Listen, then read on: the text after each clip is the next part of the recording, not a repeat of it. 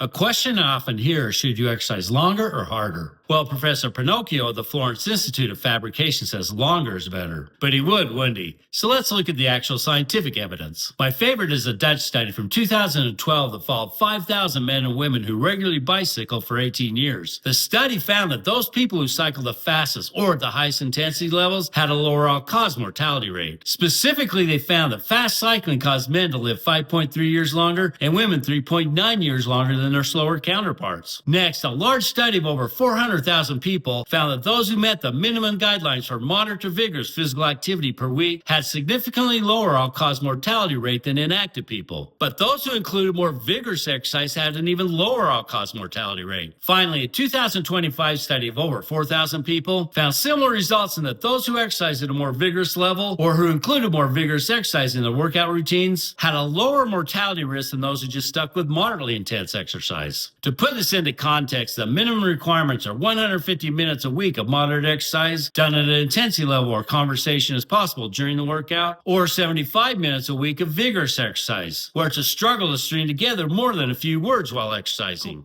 Of course, you can lie to yourself that a moderate workout was vigorous, but if you do so, your time to peak fitness will grow longer. So if you're just beginning an aerobic exercise program, I'd focus on exercising at any intensity until you build up to about 45 to 60 minutes of continuous exercise. After that, or if you're already there, the evidence is pretty convincing that increasing the intensity of at least a couple of workouts per week rather than the length will cause your life to grow longer, and that's no lie. As always, my answers come from peer-reviewed research.